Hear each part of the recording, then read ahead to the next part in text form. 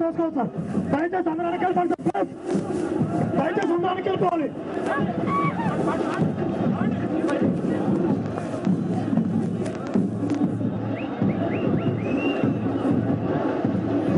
దయచేసి అందరూ వెనకెళ్ళిపోవాలి sir. Please దగ్గరికి ఎవరు రావద్దు, అందరూ దూరంగా ఉండాలి. ప్లీజ్ దయచేసి ఎవరు తోసుకోవద్దండి, అందరూ దూరంగా వెళ్ళాలి. ప్లీజ్ దయచేసి ఎవరు దగ్గర రావద్దండి. ప్లీజ్ వెహికల్స్ రావాలి. పోలీసు వద్దు. దయచేసి అందరూ దూరంగా ఉండాలి సార్. ప్లీజ్ దయచేసి ఎవరు దగ్గర రావద్దు, కొంచెం దూరంగా ఉండండి. ప్లీజ్ వెహికల్ వెహికల్ తప్పుకొని దయచేసి కార్యక్రమం చెప్పి ప్లీజ్ సార్ ఎవరు తోసుకోవద్దు. ప్లీజ్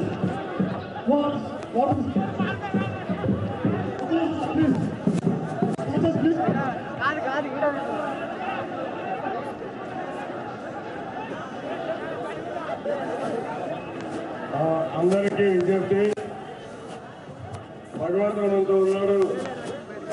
కొంత ఒత్తిడిలోనైనా చాలా మంది ఎక్కువ స్టేజ్ మీదకి ఎక్కినా ఈరోజు స్టేజ్ ఇబ్బంది కలిగించిన చేసుకోవడం సెలవు తీసుకుంటున్నా.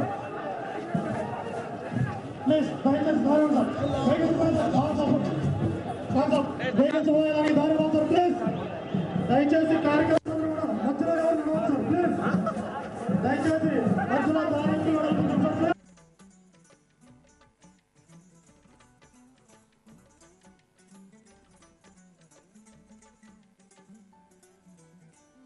మాటికి మండే ధరలు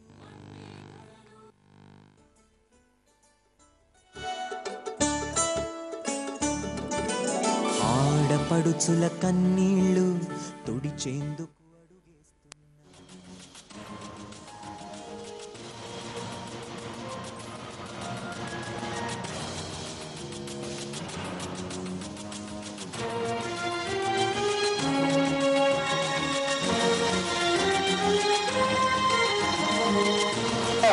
నిండు మనస్సు మా తమ్ముళ్ళు అవుతారు.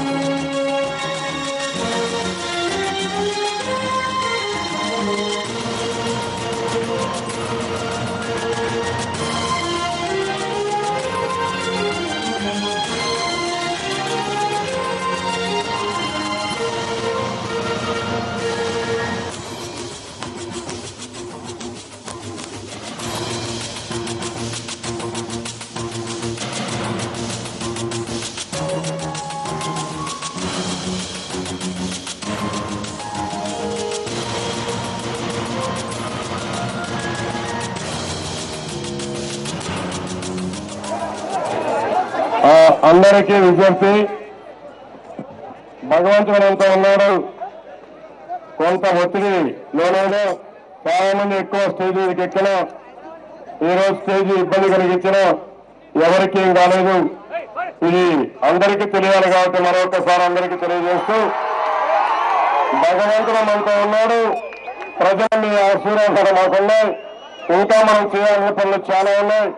అందుకనే భగవంతుడు కూడా నిండు మనసుతో ఆశీర్వించి, మీరు కూడా నిండు మనసుతో ఆశీర్వించారు.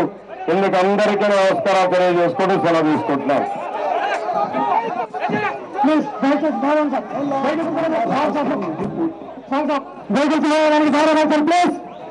దయచేసి కార్యకర్తలు మధ్యలో ఎవరు నడవచ్చు సార్, ప్లీజ్.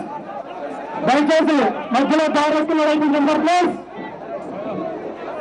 కార్యకర్తలు ఎవరు కోరుతున్నాం, ముందు ఫస్ట్ సార్, ప్లీజ్.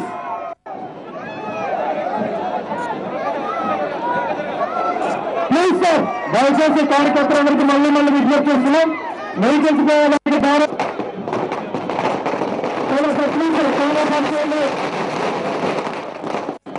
ప్లీజ్ దయచేసి ముందున్న కార్యకర్తలు కోరుతున్నాం. వెహికల్స్ పోవడానికి దారి ఇవ్వాలండి, ప్లీజ్ సార్.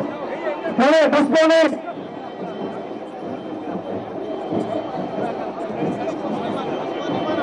బస్ సార్, జీ సార్, ప్లీజ్ మీరు కొంచెం ముందుకు వెళ్ళండి సార్. నేను రిక్వెస్ట్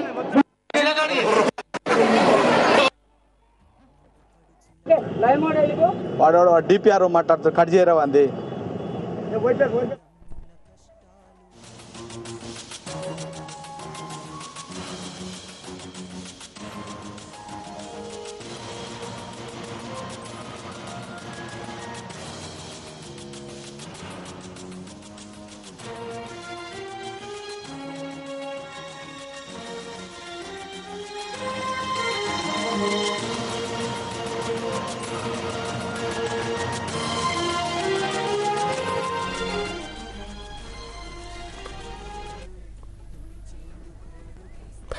వస్తున్నా మీకోసం పాదయాత్రలో ఉన్న చంద్రబాబుకి త్రుటిలో ప్రమాదం తప్పింది. ఆయన ఉన్న వేదిక ఒక్కసారిగా కుప్పకూలడంతో ఒకసారి కింద పడ్డారు.